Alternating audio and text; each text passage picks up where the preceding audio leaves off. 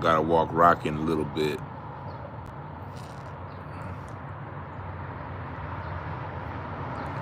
Come on in here.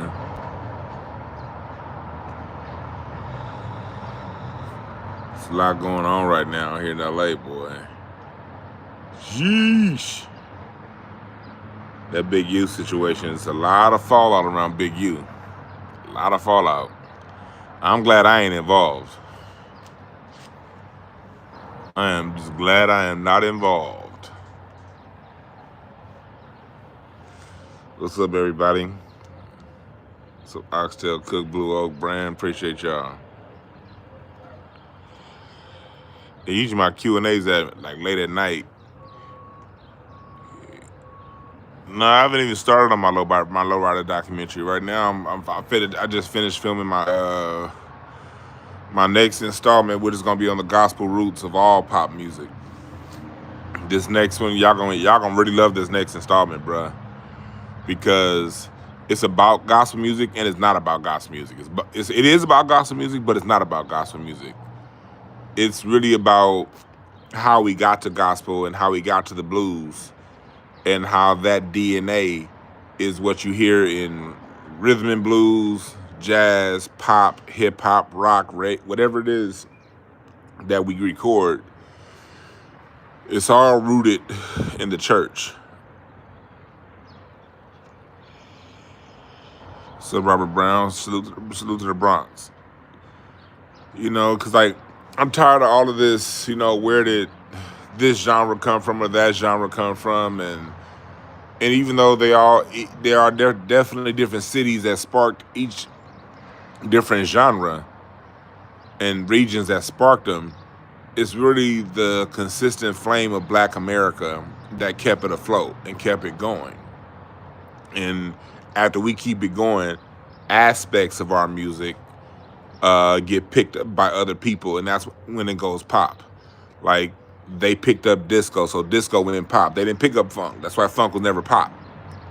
But they picked up disco because it's a little faster tempo, something that they can dance to. You know, they picked up rock and roll. They didn't necessarily pick up rhythm and blues, because early rock and roll was still called rhythm and blues, and we called them both. But the aspect they picked up on was rock and roll. They didn't pick up on bebop, so it never became pop. But they did pick up on swing, so that became pop. And so on and so forth. So these genres, and then when it comes down to the people who recorded the different genres, it was the same musicians. And when you get to the 50s and the 60s, the musicians in the studio, they're Black musicians. Even when it comes to the Rolling Stones, even when it comes to the Beatles, most of the time. And in some cases, you had white musicians. Early Aretha Franklin was white musicians. Early, Stax was split. Motown had white musicians in the studio. And so it's a very, very deep, convoluted story that I'm trying my best to clear up. But 90% of the musicians that was in the studio post the 60s were Black musicians. And so, appreciate that, Brooke. The timeouts. So, most of the musicians were Black. And not only Black, they played everything. You would have, my father-in-law, Mr. Carmichael, tells me all the time, if you were a union musician, your 9 a.m. session will be country western, your 12 p.m. session will be pop, your 3 p.m. session might be blues or jazz, and your 6 p.m. session is probably going to be rhythm and blues. But it was the same musicians laying down the foundations of the music for all the genres. You know what I mean?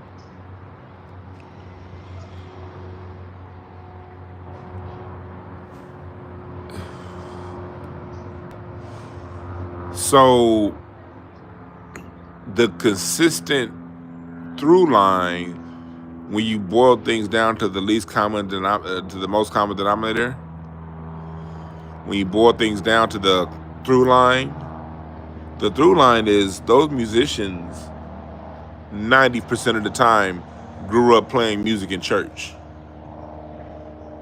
Whether it be your composers who composed the string sections, the horn players, 95% of these musicians grew up playing in church. And in church, that's where we musicians learn how to perform. That's where you learn how to add the texture to your music. In school, you learn the notes, but in church, you learn the texture. And it's the texture that really gets you to groove into a song. And you learn how to write music in church. You learn how to compose music in church. You learn how to play it, perform it. You learn the discipline for rehearsal in church. It's so many key principles as a musician you learn in church. And that gets put into pop music. That gets put into hip hop. That get put into all these different genres.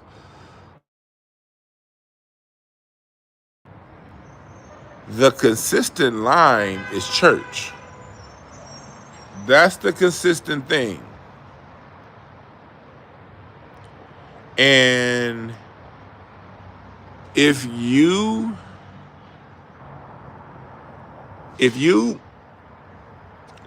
weren't in church with us as black musicians, you're not part of the culture.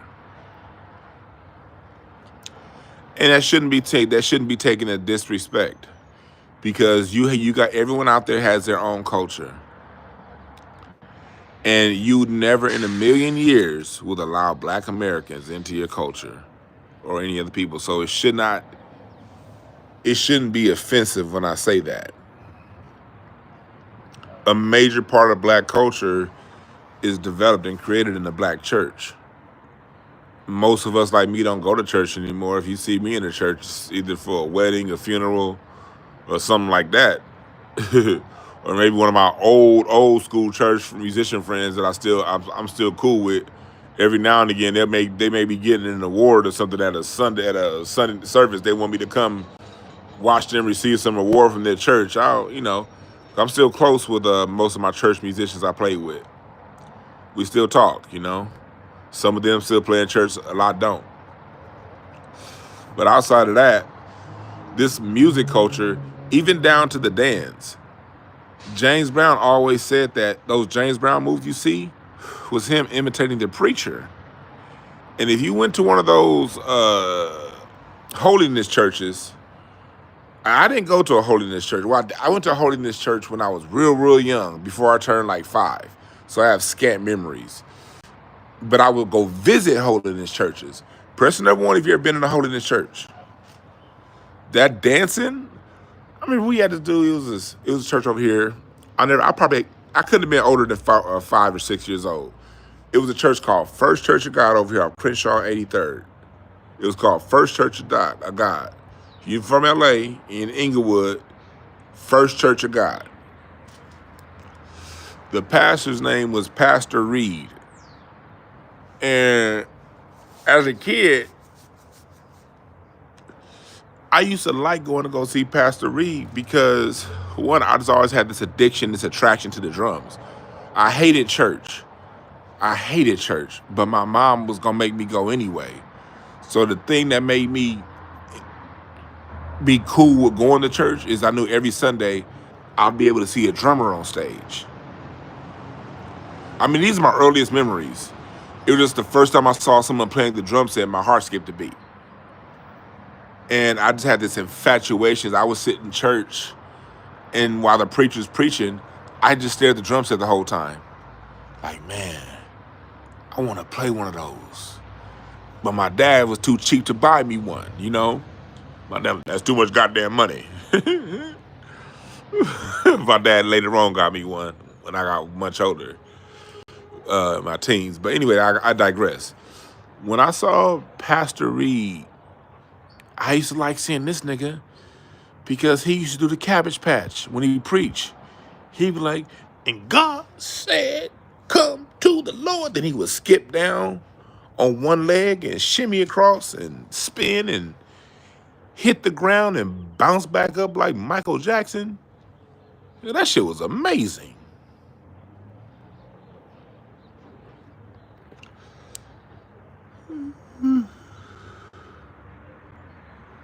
Brooke going to work on them bands. I appreciate you.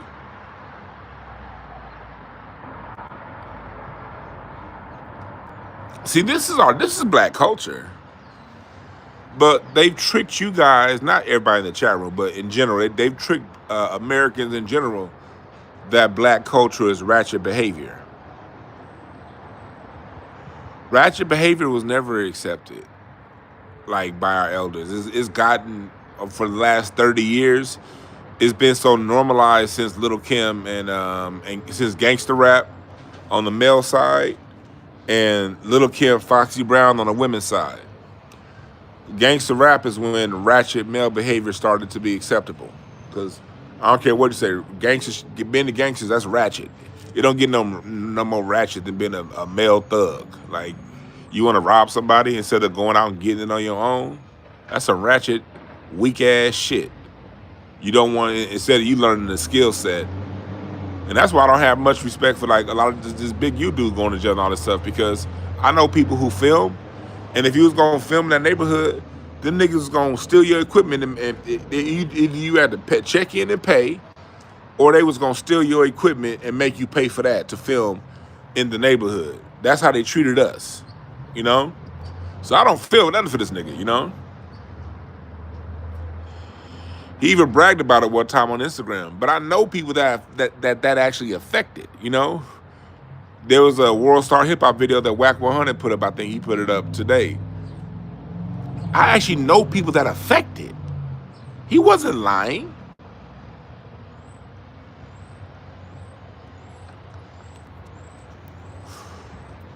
So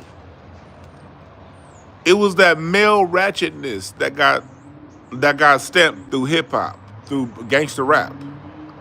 And it was the female ratchetness that got stamped through Foxy Brown. See, I don't want people come back and telling me, oh, what about Grace Jones and what's her name, Dorothy Dandridge and all them. That stuff was never, you notice their audiences weren't black. Their audiences were not, Grace Jones didn't have a black audience. You know what I mean? That's not what we accepted. That's an image that was put on us. That's an image that was put on us.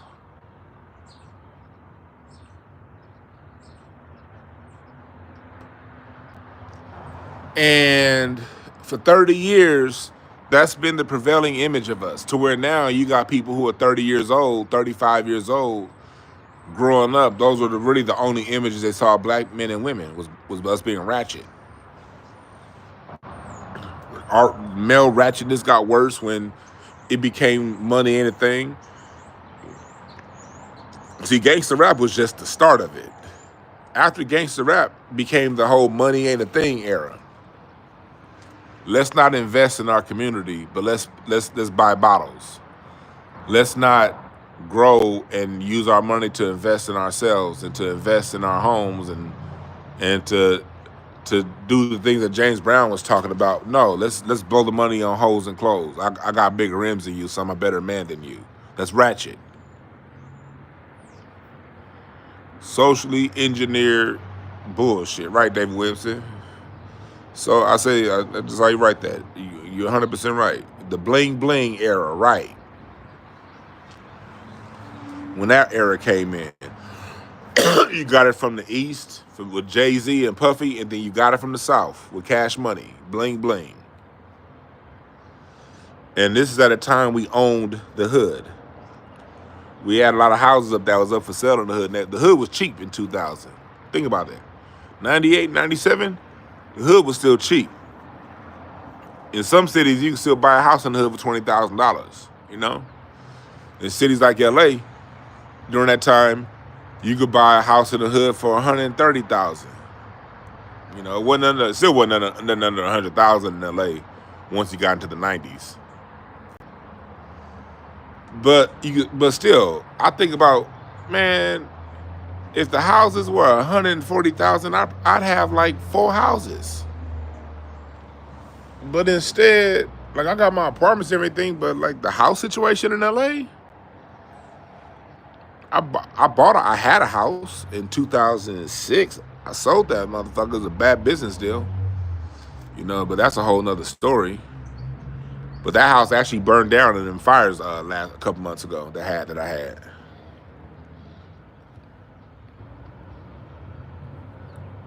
But before housing got insane, we had the money and the equity to buy multiple houses and didn't. Now our grandparents' generation did.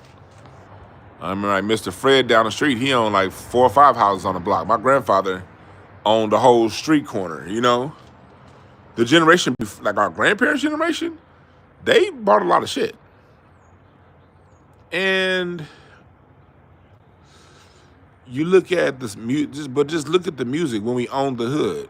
What was one of the biggest songs in Black America in 1971, 1972? It was a song called, and I played this song before on this show for those of you listening to me regularly, but it's called Funky President. Go look up Funky President by James Brown. The lyrics go, people, we got to get over before we go under. He said, we got a funky brand new president getting down. People, we got to get over before we go under. He said, let's get together and get some land. Raise our food just like the man. Then he says, get up your money. I think he says, he said, it's a line, I'm forgetting the line. He said, get up your money, build a factory and own the job. He said, build up the factories and own the job. That's what James Brown was doing with his, when he was rapping. He didn't even say rap godfather. This is James Brown rapper. People, got to get over before we go under. He was rhyming.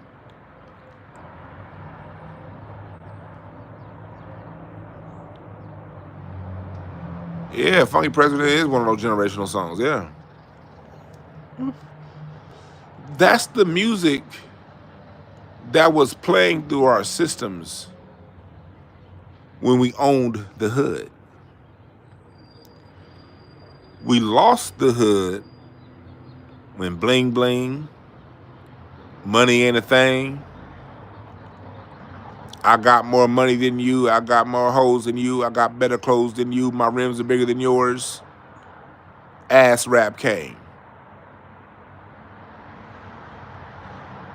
Gentrification swept the hood right from under our motherfucking feet. By the time we realized what was going on, it was too late because the houses were too goddamn expensive or your credit was too fucked up because you spent all your goddamn money during the bling bling era and didn't get your credit right.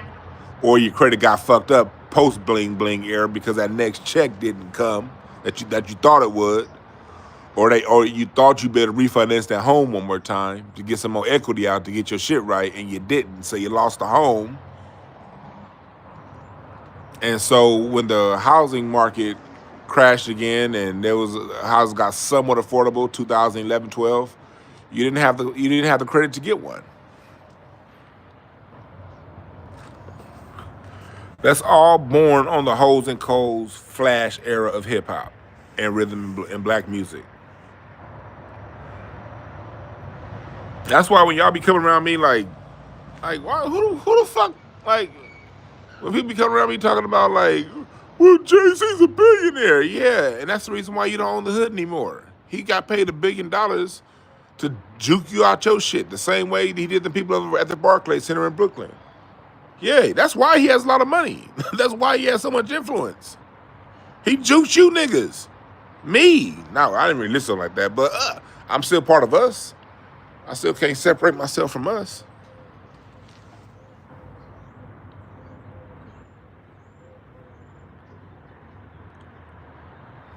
You know, and then it got exacerbated there, and then it goes from the fuckboy era to the soft boy era to the drug addict era.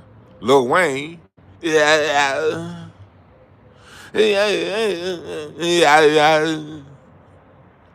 yeah, yeah. And Nas tried to warn niggas when he dropped Hip Hop Is Dead. Nas was telling everybody where it was going. And then when Nas dropped the Nigga album, what was that, 2008, 9, when Nas dropped Nigga? That was a forensic analysis of what was going wrong in Black America. But people was all, man, Nas be trying to preach too much. Nas told you on the song Sly Fox that this shit is propaganda that we watching. Pay attention. Hey, somebody highlight Drippy McFarlane.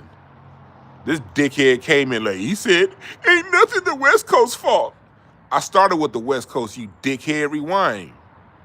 Get your dummy regional ass on out of here. I hate you regional niggas. Get the fuck out of my chat room. See? You didn't say nothing about the West Coast. Nigga, I started with the West Coast, you dickhead. God. These niggas is dumb as fuck. Listen to the fucking story. This is about Black America, not a coast, you dumb fuck.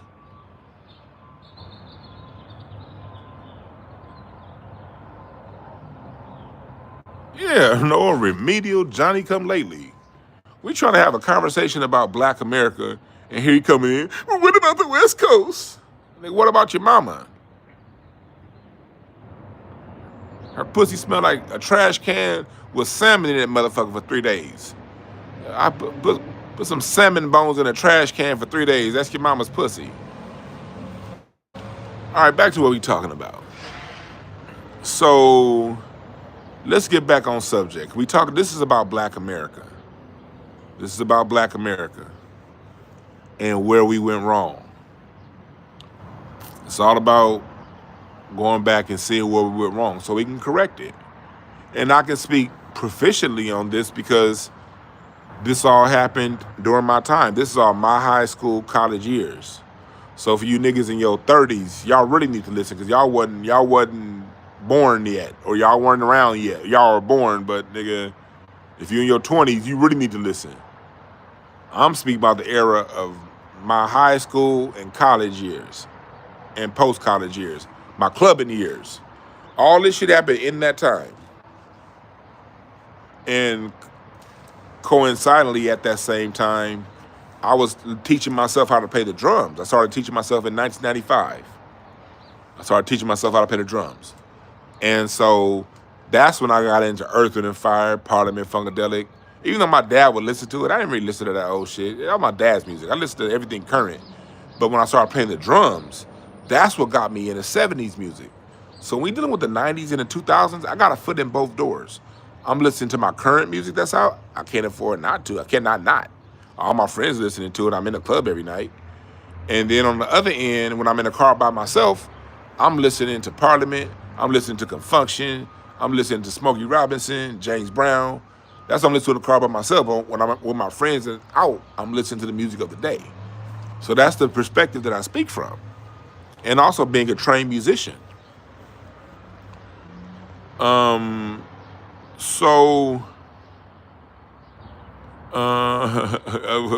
to you, Rafaces. So back to what we're talking about.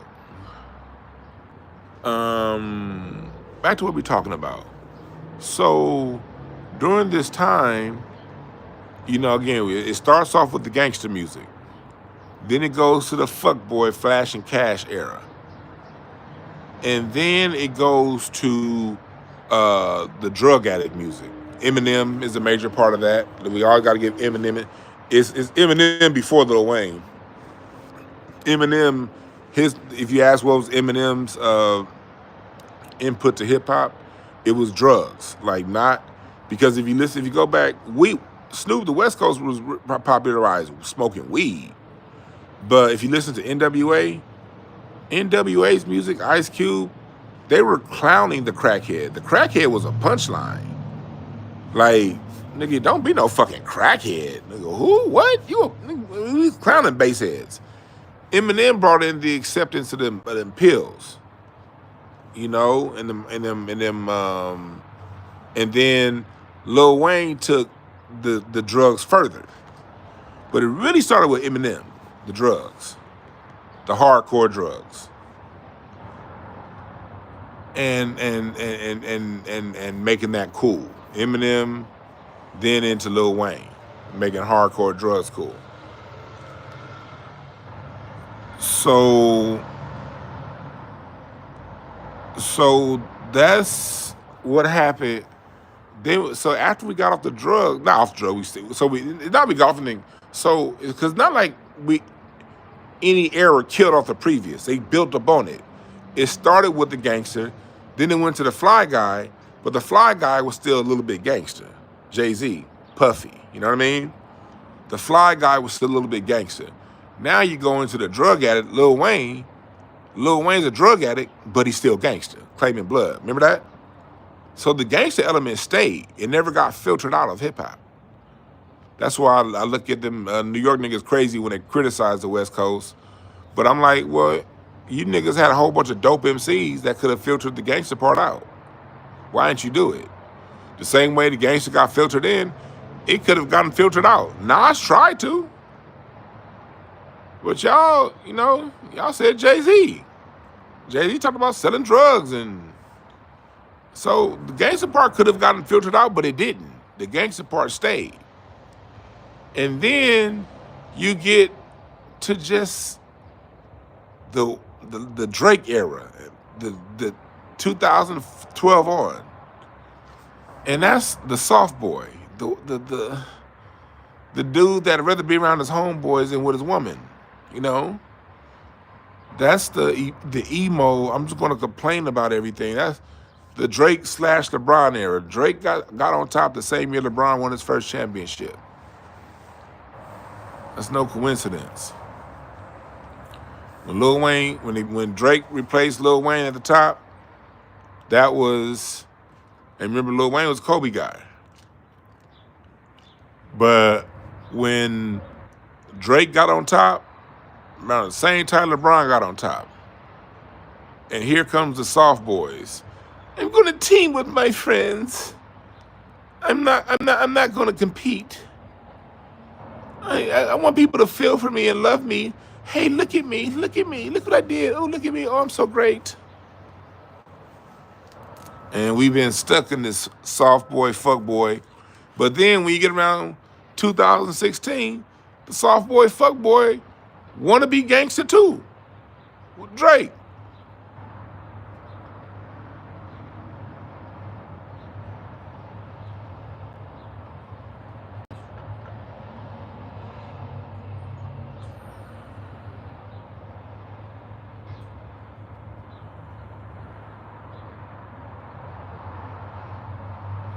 So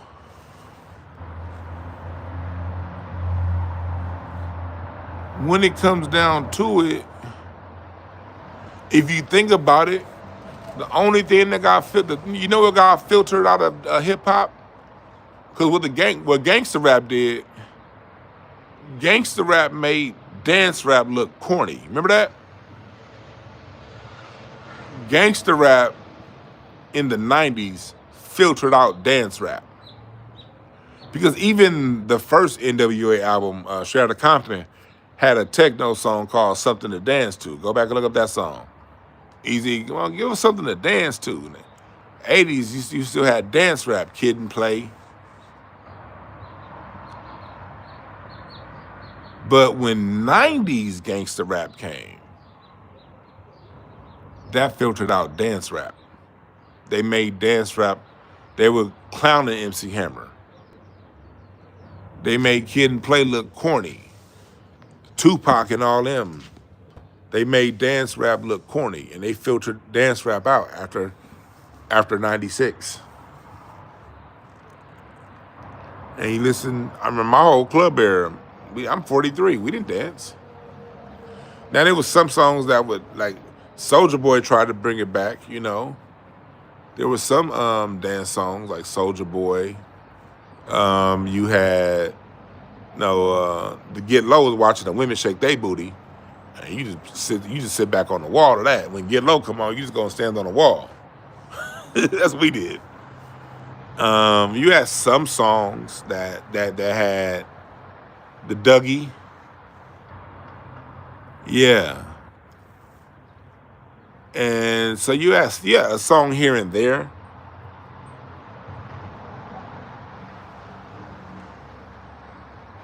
Bounce music, bounce music was standing your place, and it wasn't.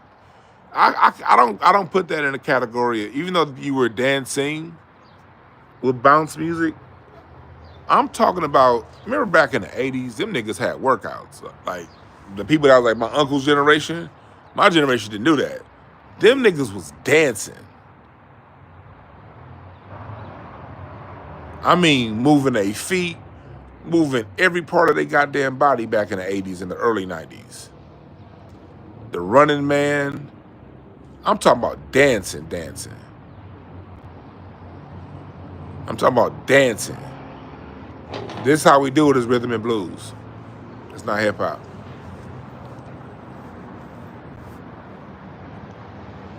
Yeah, in the late '80s, it was whole routines.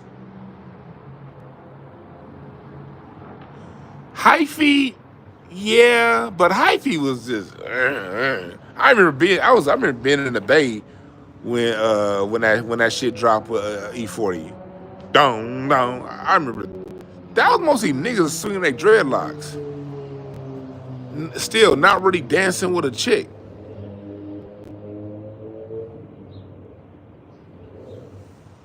House music came out in the late '70s. I'm talking about when men and women got together and danced. The rest of them dances, it got a little bit, even Soldier Boy stuff. I'm talking about men and women where they got to exchange pheromones dancing. That's a key component to this black culture. We've always had dances going back to the cakewalk.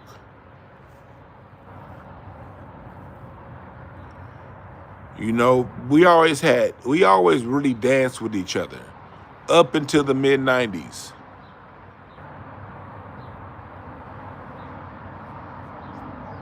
Up until the mid '90s. And dance music effectively got filtered out by the mid '90s into the 2000s.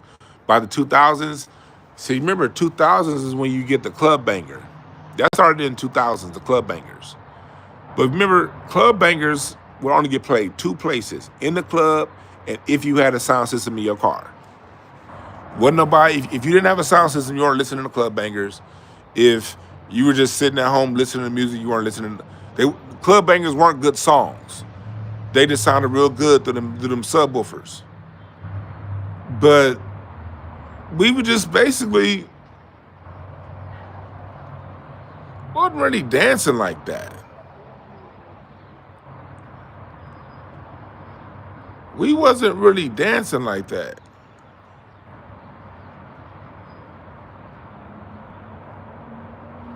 In my generation, we were sitting on the club on our sidekick. And people want to blame social media. Man, like back then when you had a sidekick, you can get on Facebook, but it was so you had to log on. There wasn't no app, so it wasn't social media. Man, we'd be on our sidekicks or on our Motorola Razr T9 texting each other. We'd be on that T9 or on our sidekicks in the club.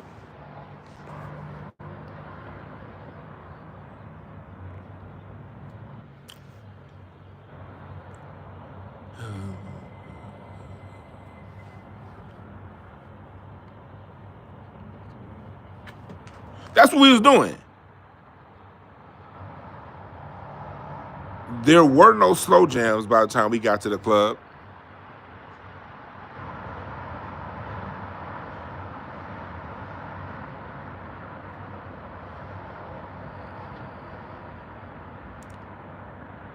You know, you didn't. So that got taken out. And of course I blame the music industry. Of course I blame the music industry. It's the music industry's fault. They're the ones that fund this shit. They're the ones that have the final say on what goes out and what doesn't. Slow the BPMs down. Black people, we dance between, we kind of dance a little bit at about 101 to 108, but we really get to dancing at about 116 BPMs. That's like the soul dance. That's like 111, 116, 119 beats a minute, up to about 126. That's where we dance. White people generally dance at 130 above. They really like it at 140, 160 BPMs. But we like dancing between, just say 101 and 126 BPMs. We really get the dancing at about 116, 120 BPM, 125 BPM. That's when black people really get to dancing.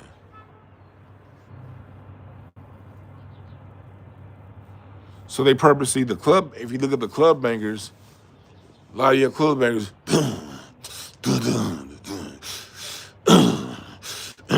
it's really at,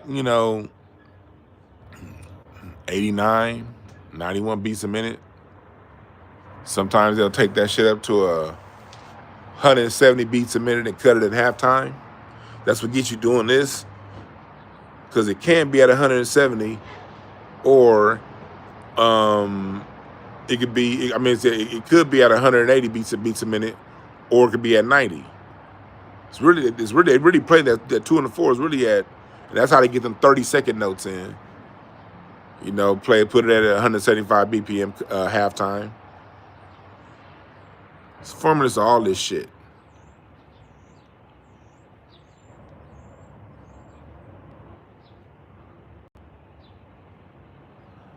And they put the music at a tempo for niggas to just stand on the wall and stare at each other.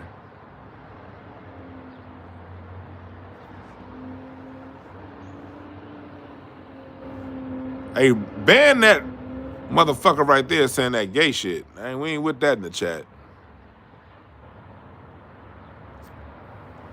So that's what happened. But the gangster didn't get filtered. Gangster music took out dance music. But when the hoes and clothes flash era came in, it didn't take out gangster. They kept the gangster element, added something on top of it. Then they added the drugs on top of it. Then they added being a fuckboy on top of it. Rocky right over here. Rocky inside, knocked out. I got to read again a little bit, so I'm about to take Rocky for a walk. But how you consider the West Coast destroyed consciousness on hip hop when Ice Cube, the king of the West Coast, is one of the most conscious rappers that exist? The fuck are you talking about? The biggest albums outside of the Chronic, the biggest album on the West Coast was Lethal Injection, Today Was a Good Day, and that song Cave Bitch. It was The Predator, telling you who the predator was, the white person. It was Death Certificate, a forensic analysis of what was going on in America, and it was America's Most Wanted. The fuck are you talking about?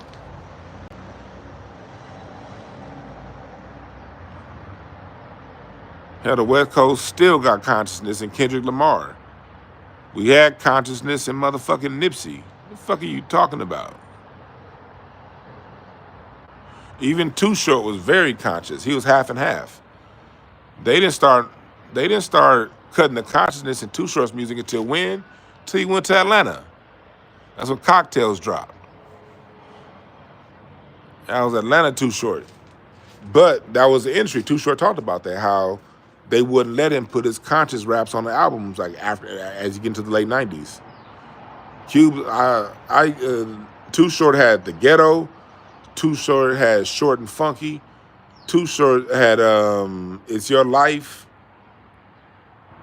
Now, if you gravitated towards the pimp shit, that's your consciousness. Blame yourself. Pac gave you both.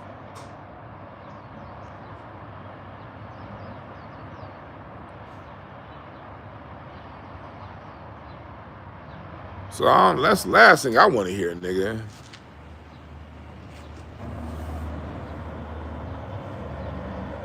Yeah, sure, it was half and half.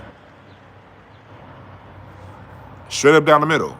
He'd pimp 1 minute and give you straight up consciousness the next song.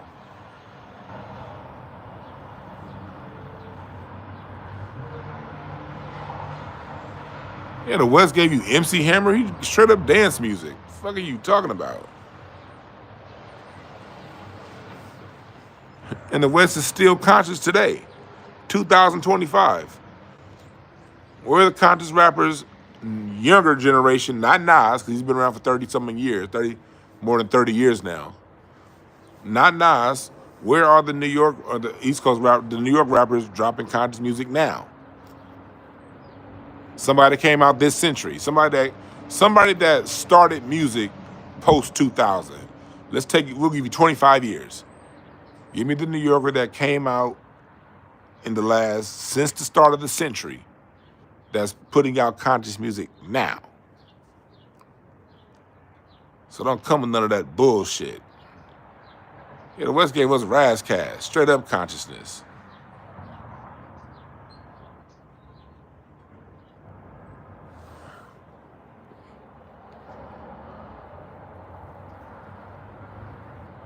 So now let's stop all that bullshit. Stop the bullshit.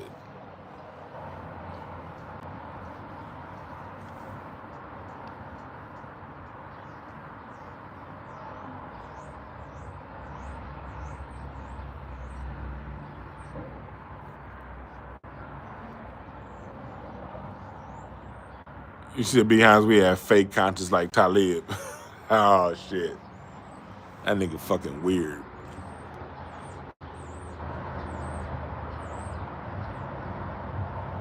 But I gotta get up out of here, y'all. I got a reading in a little bit. I gotta get ready for him.